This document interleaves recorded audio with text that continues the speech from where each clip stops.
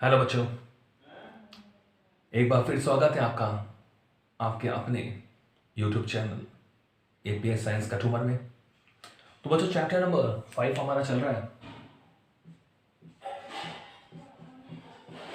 Chapter 5 is continue.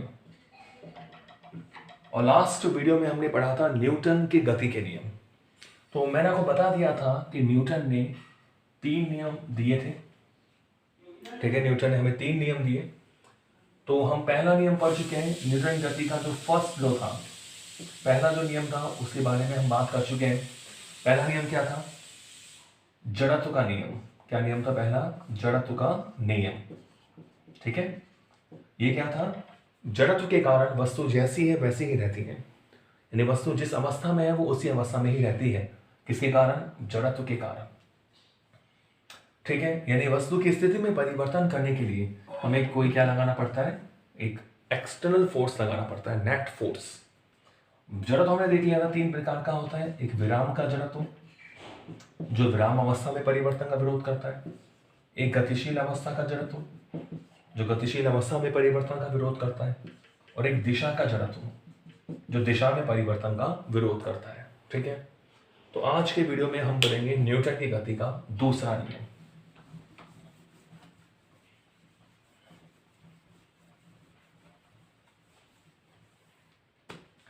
तो आज हम पढ़ेंगे, यानी आज का हमारा टॉपिक क्या है?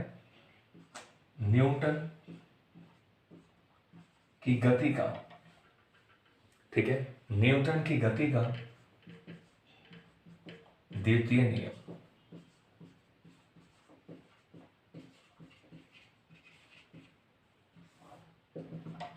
न्यूटन की गति का द्वितीय नियम, second law of Newton, second law of motion, sorry, given by Newton.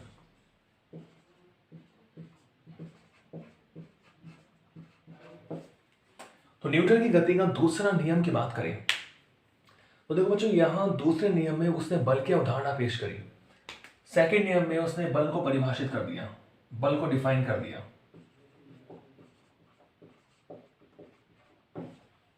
Second नियम में बल को डिफाइन कैसे किया उसने बताया, न्यूटन ने अपने दूसरे नियम में बताया कि अगर किसी वस्तु के संवेग में परिवर्तन होता है, किसी वस्तु के किस में परिवर्तन होता है? संवेग में परिवर्तन होता है, संवेग में परिवर्तन होता है, तो निश्चित रूप से उस पर एक बाह्य बल लग रहा है। क्या लग रहा है? बाह्य बल लग रहा है।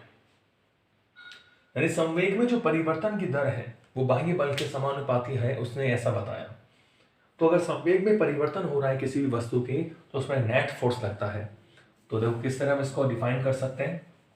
अगर हम लिखना चाहें शब्दों में, तो देखो इस नियम के अनुसार,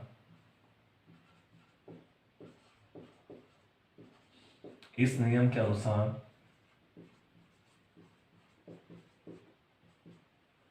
किसी वस्तु के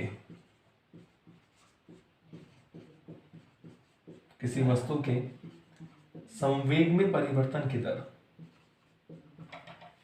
किसी वस्तु के संवेग में परिवर्तन की दर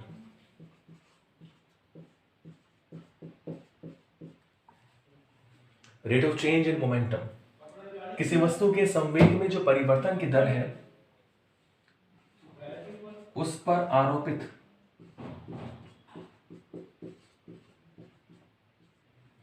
किसी वस्तु के संवेग में परिवर्तन की दर, उस पर आरोपित बाह्य बल,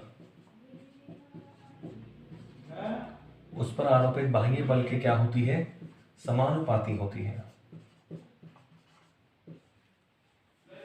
किसी वस्तु के संवेग में परिवर्तन की दर, उस पर आरोपित बाह्य बल के क्या होता है भाई? समानुपाती होती है, समानुपाती होती है।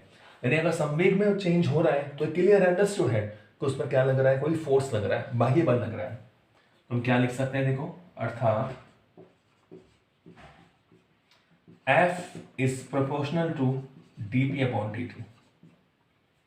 F is proportional to dp upon dt। इसका मतलब क्या है? dp upon dt का मतलब क्या है?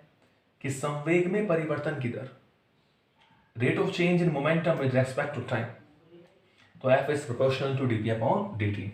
तो बच्चों प्रोपोर्शनल का साइन हटेगा तो कांस्टेंट आता है, F is equal to k dp upon dt। तो यहां हम सुविधा के लिए, सरलता के लिए k को क्या मानते हैं, 1। सभी मात्रक पद्धतियों में k क्या होता है, 1 होता है। तो यहां से हमें क्या मिल जाता है कि F is equal to dp upon dt। F is equal to dp upon dt, ठीक है। ओके, तो एक हमारे पास ये फॉर्म हो गया dp अपॉन dt। अब आपको पता है, चूंकि जो संवेग होता है, संवेग p इज इक्वल टू क्या होता है, mv। संवेग p इज इक्वल टू क्या होता है भाई, mv होता है। तो हम यहाँ p की वैल्यू पुट करें, देखो इक्वेशन 1 से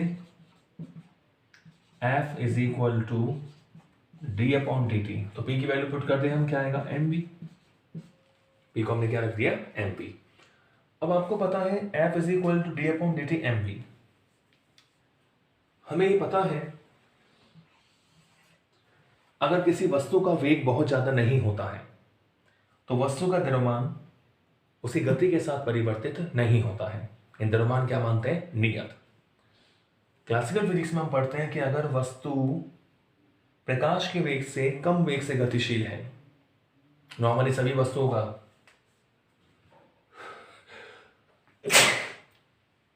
जो वेग है वो प्रकाश के वेग से क्या होता है, कम होता है। सबसे ज्यादा वेग किसका होता है, प्रकाश का।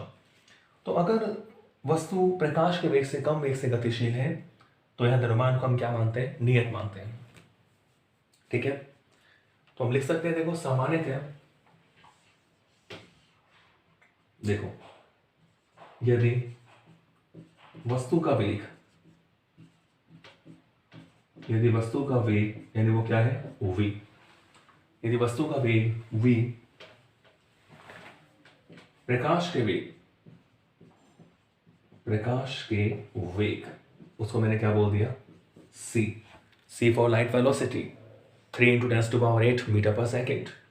यदि वस्तु का वेग v प्रकाश के वेग से बहुत कम हो, से बहुत कम हो,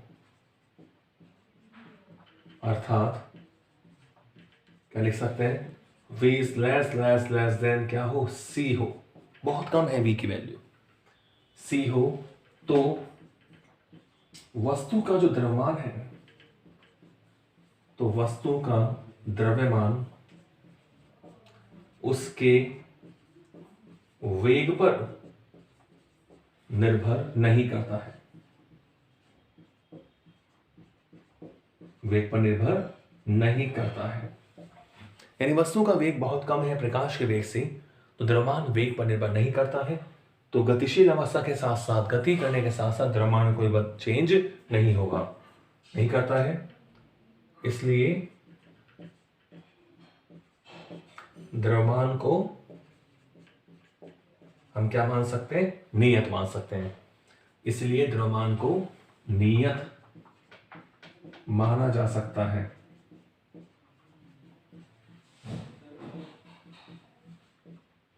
अर्थात capital M is equal to नियत। इसको मैं इक्वेशन 2 मान लेता हूं। अब M नियत हो गया। अब जो नियत होता है, कांस्टेंट होता है, उसे अवकलन से बाहर निकाल लेते हैं। देखो समीकरण 2 से, इक्वेशन नंबर 2 से F is equal to, M को मैंने बाहर ले लिया, क्या हो गया, dv अपॉन dt, ठीक है। M को मैंने बाहर ले लिया तो क्या हो गया, dv अपॉन dt। क्योंकि M नियत है, कांस्टेंट होता है, उसे अवकलन से बाहर निकाल लेते हैं। तो यहां से क्या बचेगा, ये F is equal to M, dv upon dt हो गया वेग में परिवर्तन की दर, यानी क्या हो गया, ये त्वरण। तो फॉर्मूला बन गया बच्चों F is equal to ma, equation number 3। तो very important formula, F is equal to ma, द्रव्यमान इंटू त्वरण, वो क्या होता है, फोर्स। तो यहां जो स्मॉल a है वो कितना है भाई, dv अपॉन dt। ये क्या है भाई, ये त्वरण है, ये क्या है, त्वरण। तो a is equal to dv upon dt, वेग में परिवर्तन की दर, ये क्या हो गया, त्वरण। तो F इज इक्वल टू क्या हो गया, ma। तो यहाँ ये बल है F, m द्रव्यमान है और ये क्या है, त्वरण है। अब दूसरा केस हम ले, ये तो केस फर्स्ट हो गया। केस फर्स्ट, अगर मान लो वस्तु का जो वेग है प्रकाश के वेग की तुलना में बहुत कम नहीं है, यदि केस सेकेंड, यदि m जो वस्तु का वेग है v वो अबाउट इक्वल c हो, बहुत कम नहीं हो, तो m नियत नहीं होता है। तो समीकरण 2 को कैसे लिख सकेंगे कि F is equal to d upon d t is equal to m v, d upon d t m v. अब m नियत नहीं है, वो v तो चेंज हो ही रहा है, तो अब इसका आप अवकलन कैसे करेंगे, u इंटू वी वाले फॉर्मूले से कि m को बाहर लो d v upon d t plus, अब m को कांस्टेंट करा, v को हमने चेंज करा, v का डिफरेंशियल करा, अब v को कांस्टेंट करो, यह आ जाएगा डी अपॉन डी टी। तो जिनका द्रव्यमान परिवर्ती होता है समय के साथ साथ गतिशील अवस्था में, तो उनके लिए हम ये इक्वेशन लगाते हैं।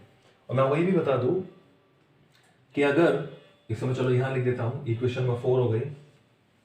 एक बात यहां हम कंफर्म कर लें कि द्रव्यमान किस तरह परिवर्तित होता है वेग के साथ। देखिए इसको मैं यहां लिख देता हूं,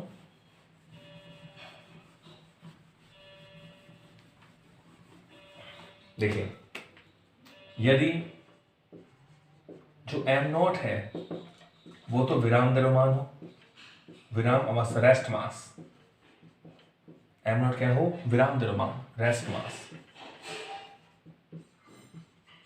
ठीक है, m नॉट क्या हो, विराम द्रव्यमान। तो हम लिख सकते हैं हो तो किस तरह जो द्रव्यमान है वो वेग पर निर्भर करता है, m is equal to m not upon root 1 minus v square upon c square. ये फॉर्मूला होता है कि द्रव्यमान किस तरह वेग पर डिपेंड करता है। तो v के बढ़ने के साथ साथ मास भी क्या होता है बच्चों, बढ़ जाता है। c प्रकाश का वेग है, m नॉट क्या है, विराम द्रव्यमान, ठीक है। अब देखो उस इक्वेशन पर आ जाओ समीकरण नंबर 3 से, समीकरण 3 से f इज इक्वल टू क्या है, f इज इक्वल टू हमारे पास है ma, ठीक है। इक्वेशन नंबर 3 से हम देखें, इक्वेशन 3 से f इज इक्वल टू क्या मिल गया हमें, f इज इक्वल टू हो गया ma। तो यहां देखो इसका यूनिट क्या होगा, द्रव्यमान तो क्या हो गया किलोग्राम, और त्वरण क्या हो गया मीटर पर सेकंड स्क्वायर। इसी को बोलते हैं बच्चों न्यूटन, क्या बोलते हैं इसी को, न्यूटन। तो बल का F का जो ऐसा ही मात्रक होता है वो क्या होता है, न्यूटन।